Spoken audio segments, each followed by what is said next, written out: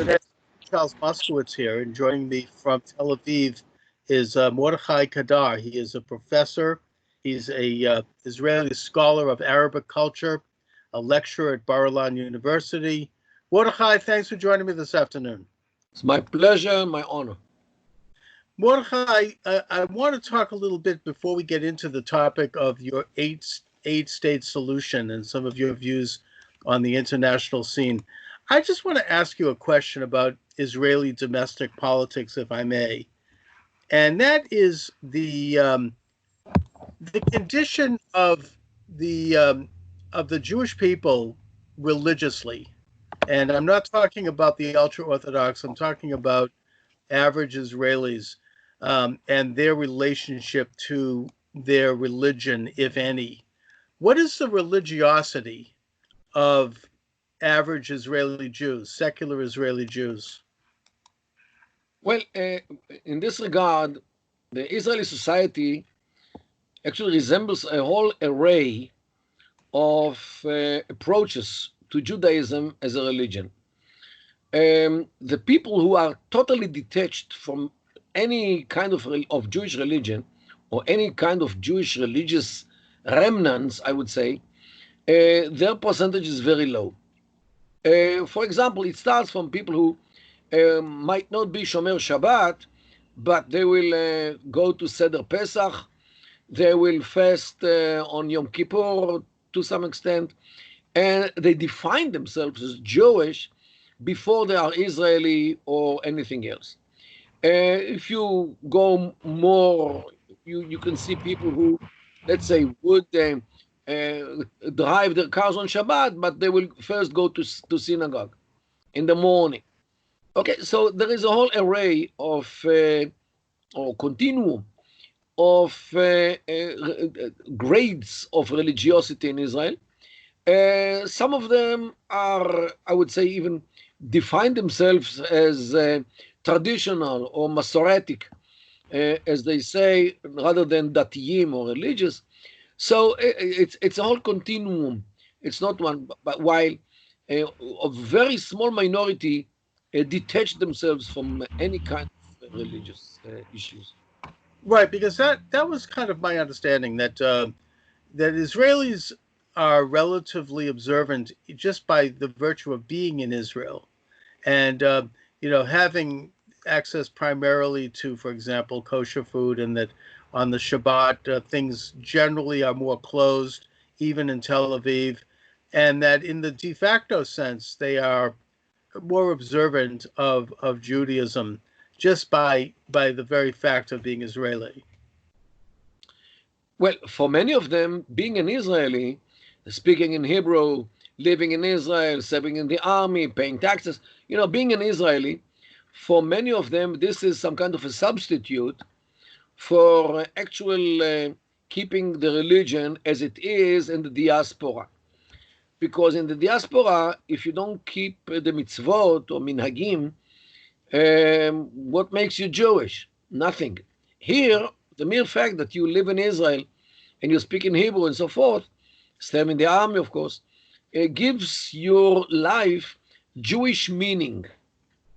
Although you don't mean it to be so Jewish, but de facto, you are strengthening the Jewish state and the Jewish hold to the ancient Jewish land. So for many Israelis, the Israelihood is some kind of substitute to Jewishness. No, that in a way makes sense, because in Israel, you're not like actively doing and being Jewish. You just are Jewish because that is who you are as an Israeli. Yeah, and most chances that you meet a Jewish spouse to get married with. That's right. Unlike the States. So here, almost by definition, you are Jewish since you live in Israel. Of course, there are all kinds of other opportunities, but if you really want to do other things, but life in general here are colored with the Jewish color. Look, the Israeli flag is like a talit. It is. And the Israeli national anthem, Kol od balev penim nefesh Yehudi homia, talking about Jewish soul. And so, and the emblem of the country is the menorah with the seven candles. So, being an Israeli by itself has all kinds of Jewish elements. So, for many people, this is a proof that they are Jewish, and they don't need much more. They don't need to keep Shabbat or Hagim or things like this. Hmm. It's enough for them to live in Israel. So, this is more or less. And by the way, some of them do claim that living in Israel makes them better Jews than Jews in the diaspora who would lay tefillin every day and go on Shabbos to shul and so Hmm. forth, so forth. No, and I So think they make a good case for that because just by being in Israel, they're fulfilling about 2/3 of the commandments of the Torah. Is there a relatively strong Jewish, or is there at all, Jewish education in the public schools for children and for elementary level? yes, they do learn Tanakh, means the Bible. Hmm. They don't learn it from the religious point of view, and it's not meant to convince them to start laying tefillin or keeping Shabbat. It is a matter of knowledge about the heritage and the sources of what Israel is here. Um, in the non-religious school system, they try not to make Judaism into something which will proselytize you to start being too Jewish, Mm. as they might say. But definitely they learn about Jewish history, and yes, they also learn about the Chagim, what the Chagim mean, especially from the agricultural point of view, Chag Asif or Chag Shavuot, which is Chag Katzir, the harvesting. Yes, even in the Very good. non-religious school system, there are Jewish touches as well. Now, at my synagogue last Shabbos, we had a gentleman come speak to us from Israel who is a Druze scholar. And he spoke of how proud he was to be an Israeli and serve in the military and be he said that the Druze people in Israel have very high levels of accomplishment in a lot of areas. But his one criticism was of this declaration of statehood that recently came out of Israel. And I don't know the details of this. My understanding is it was a non-binding statement that simply stated that Israel is a Jewish state and that Hebrew is the national language. I guess I want to ask you about that. What is that statement, and why would this man have an objection? He said he felt that it was somehow diminishing to non-Jewish Israelis. What he relates is to a basic law in Israel, which is parallel to our constitution, because we don't have a constitution. We have some basic laws which do not cover all straits of life. And this one was accepted 2 years ago, which states that the state of Israel is the state of the Jewish people. Hebrew is its official language. The land of Israel is its land, and the flag, with the kachol lavan, the blue and white, is the Israeli flag. This law definitely was pushed by the right side of the political map, Yes. because of some problems which we faced during the last couple of years, where all kinds of courts, especially the Supreme Court, started to challenge the legitimacy of the being of the state as a Jewish state. So the Knesset expressed the majority's idea that yes, Israel is the state of the Jewish people, and yeah, of course, it doesn't diminish or it doesn't reduce the rights of the others. And as you know, the Arab sector in Israel is like 21%. On personal level, they are totally equal like Jews. Their salaries, their rights, except for the duty to serve in the army. The Druze do serve in the army, while Muslims do not, in general. Right. Some Druze understood what this law was for, and they accept it, not because they love it, but because they think that the more Jewish the country is, the more democratic it is, and the better it is for them. Because don't forget that the Druze serve in the army, not because the state is their fulfillment of any dream by Druze, but because the state keeps their heads connected to their shoulders. Oh yeah, absolutely. Otherwise, the Muslims would chop their head off, because the Yeah. Druze are viewed as infidels or apostates, even worse, because the Druze once were part of the Islam and they actually left Islam. And because of this, they are persecuted and chased through the 1,000 years since the establishing of their community. And this is why they usually live in clusters to protect themselves in Lebanon, in Syria, and in northern Israel. Only in Israel they are free to do and to say whatever they like. And they serve in the army because the state actually keeps them alive. So they are with us wholeheartedly. Yet some of them do not understand the reason for this basic law, the Israel, the state of the Jewish people. Okay, it needs some explanation, but initially this law didn't change anything on the ground. It is a declarative law. Of course, there could be significant ramifications, but the law itself is a basic law, means some kind of constitution.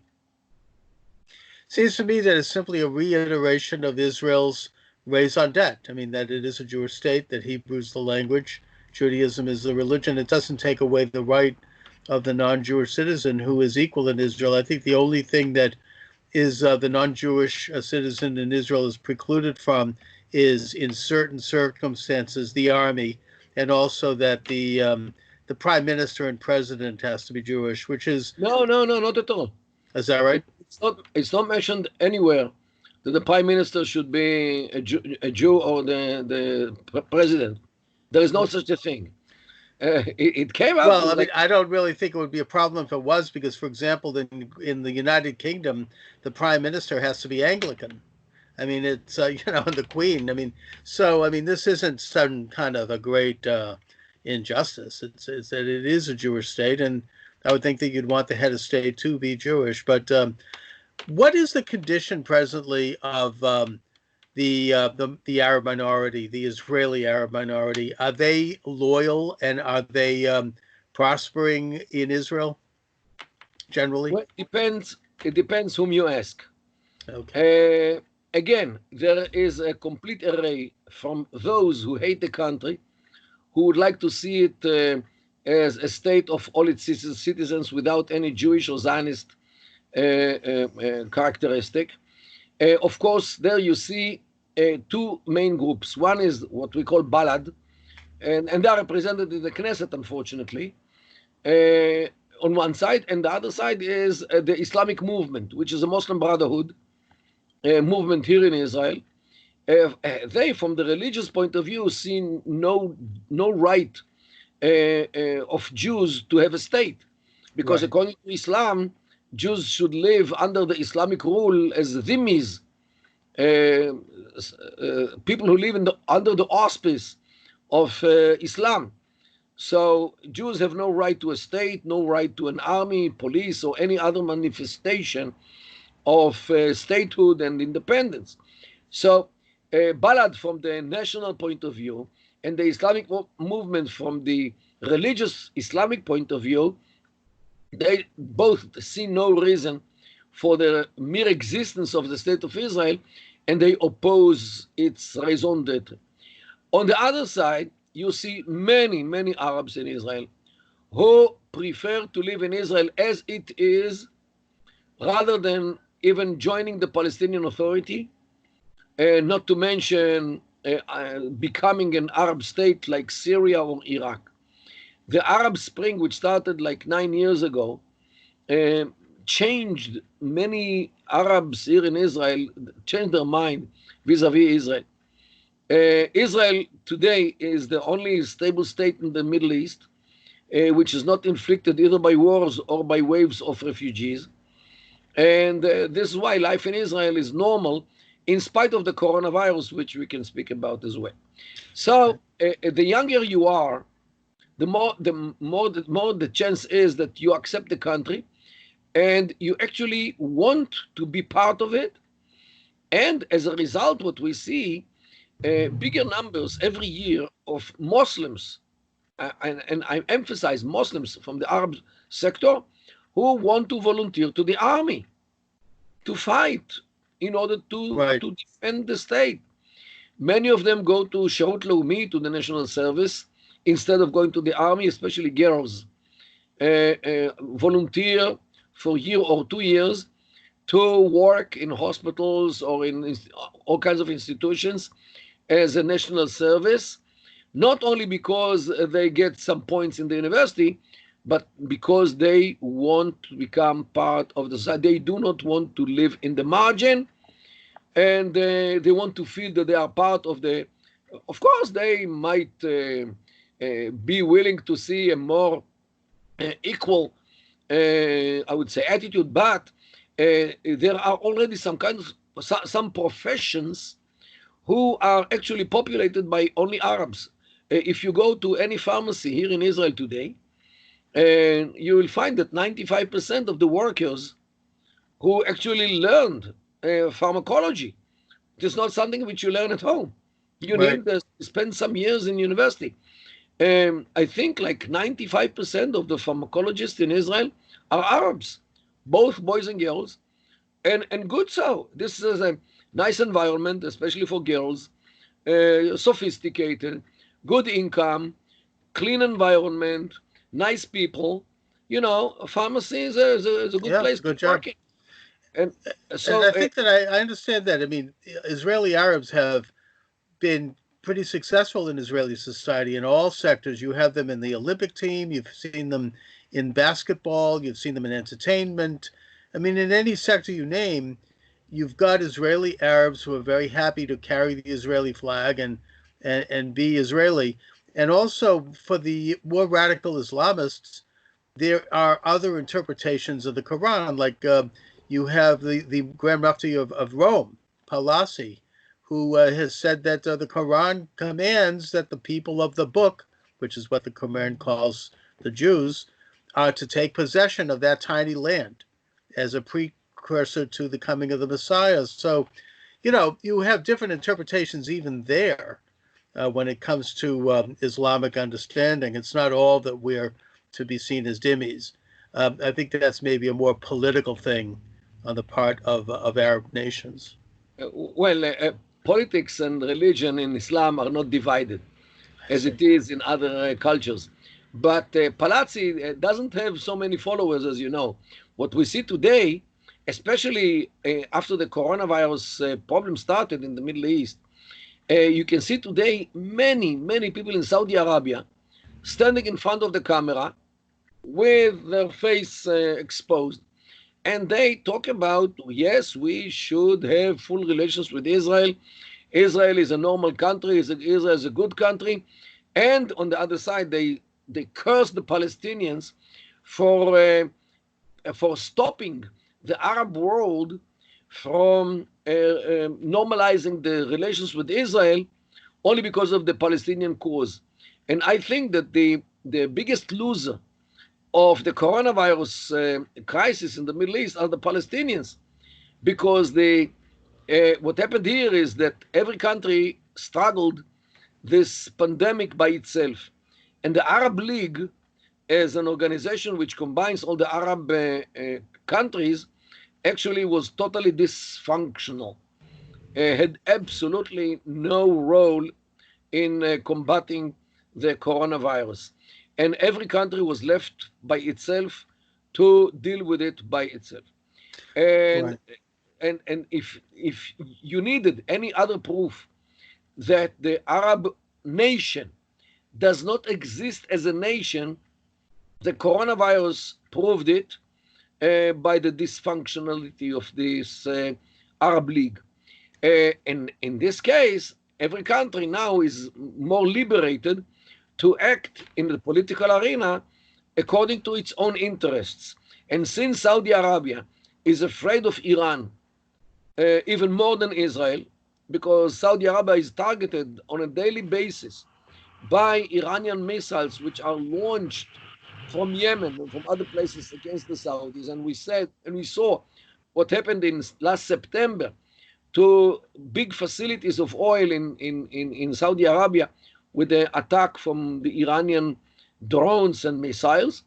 So the Saudis today, especially when they see that America is not rushing to save them from the Iranians, they are looking for other friends. And who is there in the Middle East sharing with them the fear from Iran, if not Israel? So the Saudis today are, I would say, wholeheartedly will have relations with Israel, and from them the Palestinians can jump in the lake. The same thing is with the Emiratis, the Emirates, right. And I think Kuwait might also join it, while Qatar still continues to fund money to the Muslim Brotherhood, to Turkey.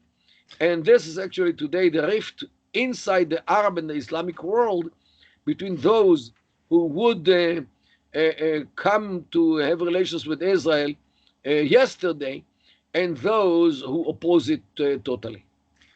Well, I mean, some Arab countries would rather have their people die from coronavirus than cooperate with Israel, and that Israel is, from what I understand, developing a very high level of cooperation between scientists in the Gulf states, other than Qatar, and Saudi Arabia, and that Israel is shipping millions of doses of hydroxychloroquine, for example, to Arab countries to help their people develop immunity from the disease. And what happened is that the Emiratis sent an airplane full of equipment against the coronavirus to the Palestinian Authority, and they sent it, and this airplane flew directly from the Emirates and to Ben Gurion Airport in Lod and landed. And the Palestinians refused to accept all this equipment, tons of equipment, which the Emiratis gave them for free. Why?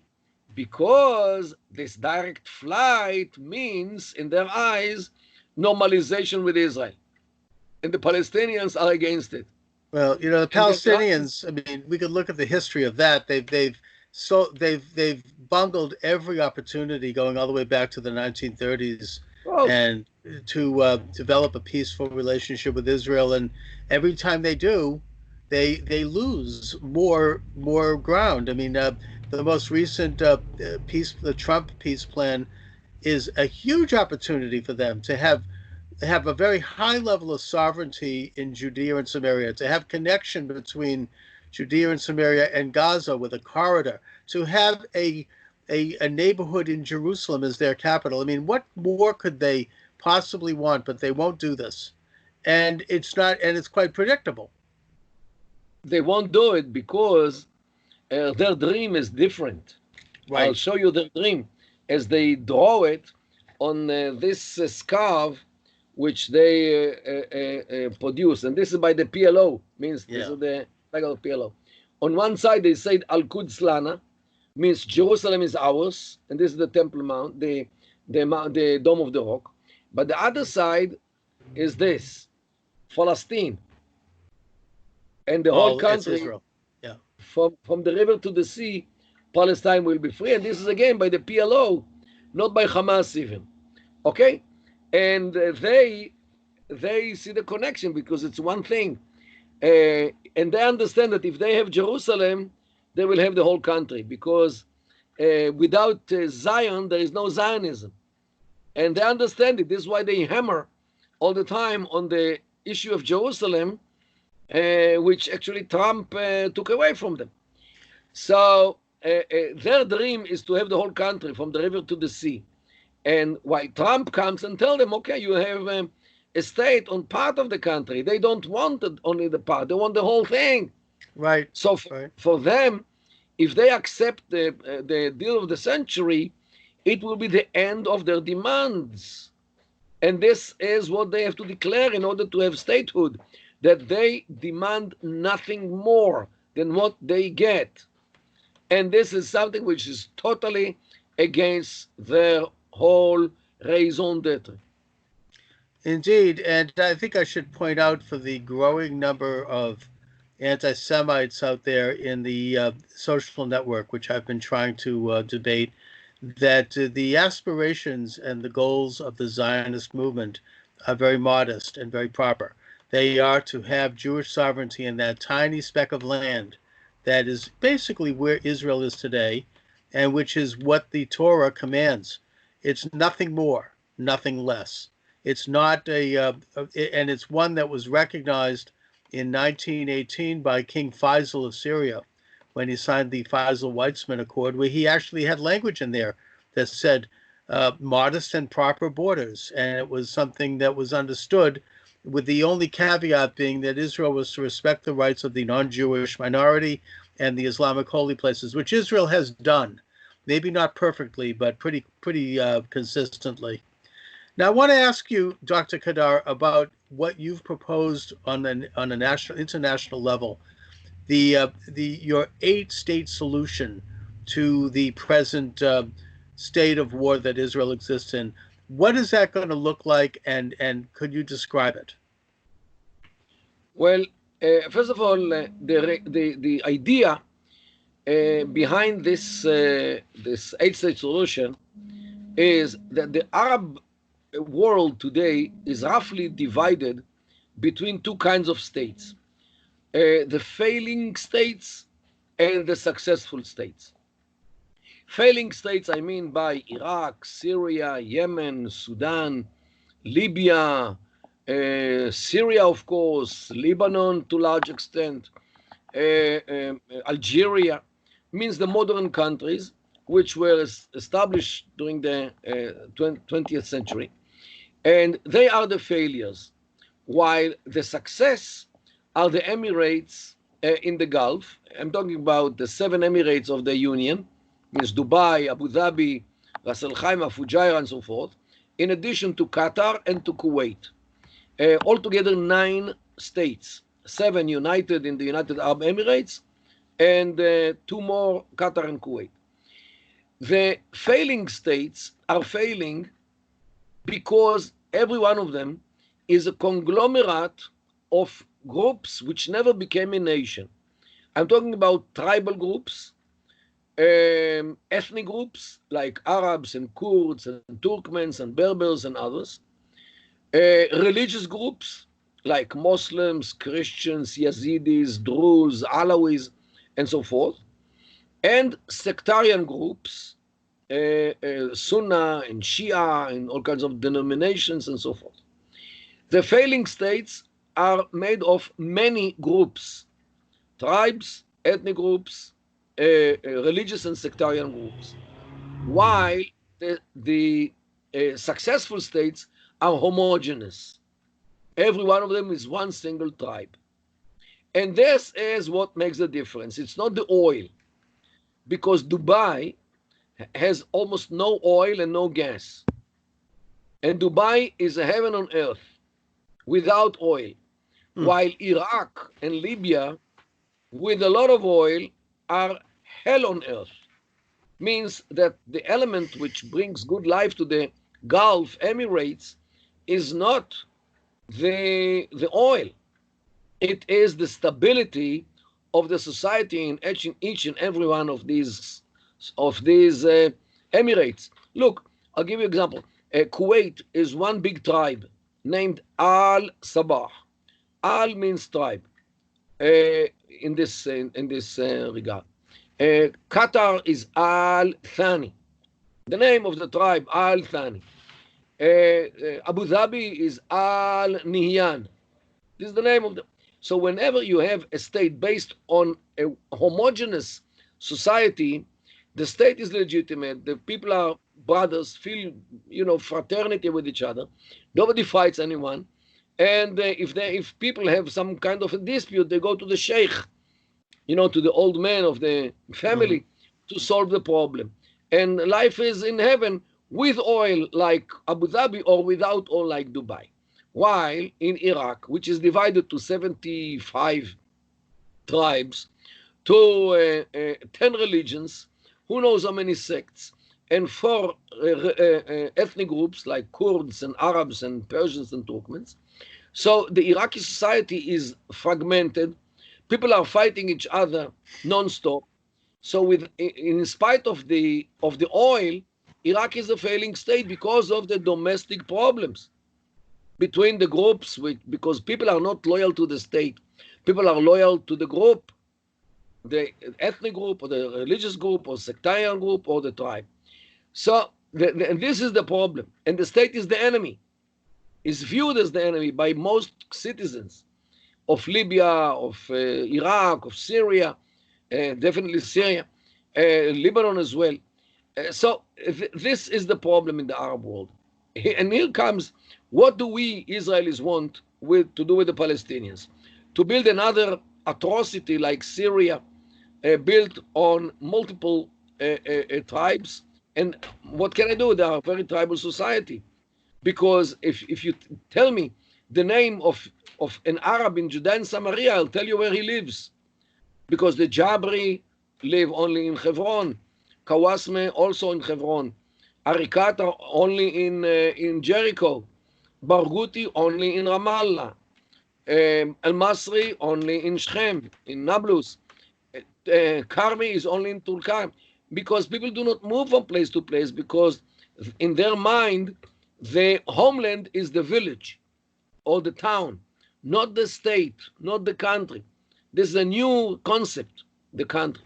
So this is what to implement the emirate paradigm here, and to establish in the cities of Judea and Samaria, in Hebron, in Jericho, Nablus, Ramallah, Jenin, Tulkarm, and Kalkilia, 7 cities, 7 emirates, and everyone will be an emirate by itself. If they want to have a confederation or federation of emirates, let them have it. It's okay with me, as long as Israel holds to the rural areas and offers Israeli citizenship to the villagers.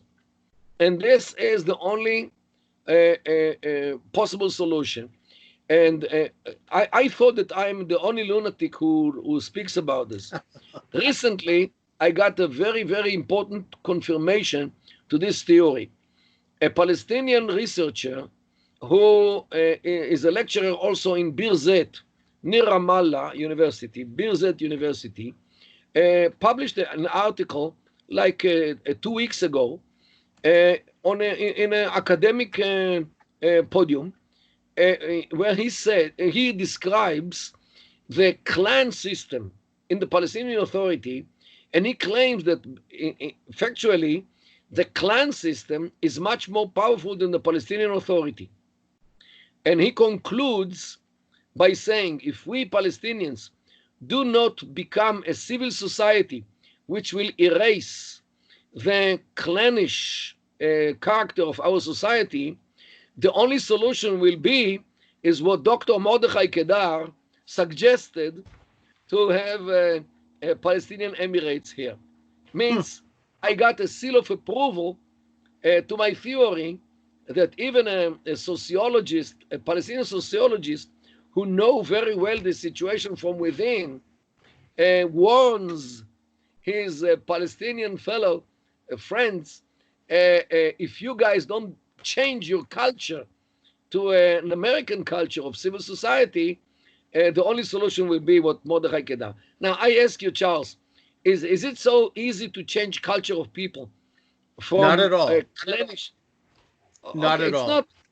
Okay, so for me, what he actually said, without saying it clearly, openly and explicitly, that the attempt to establish a Palestinian state after the Palestinian Authority is a failing attempt, because since the culture or the character of our society is clannish, the only thing which we can do is follow Mordechai Kedar's suggestion. But he cannot write it explicitly, because if he writes it, the PA will hang him on the next electricity pole.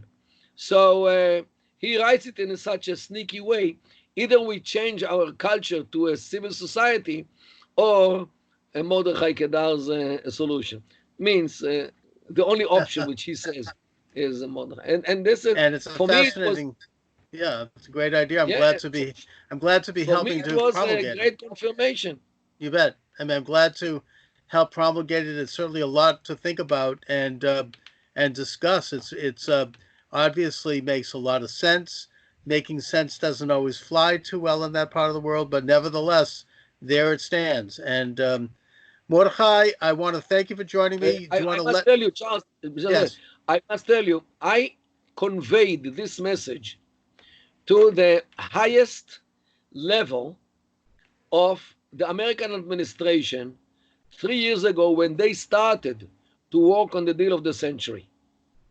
I sat with them and I gave them this idea, I gave them documents, I gave everything, and unfortunately they didn't take it Uh, because it's too good to be true. well, all we could do is trumpet it up there a little bit and get people thinking about it because it makes a lot of sense, and it's certainly something that should be worked into any discussion about the the Arab-Israel conflict. Uh, Dr. Kedar, would you like to let my listeners know any websites where they can read your work or information, a book or Uh, anything? I think that the most important one is the www.palestinianemirates.com. Very good. Excellent. And listen, I really appreciate you joining me. We'll do it again soon. Be safe out Whenever you there. want, just let me know. I'm Will yours, do. Charles. Thank you very much, Dr. Kedar.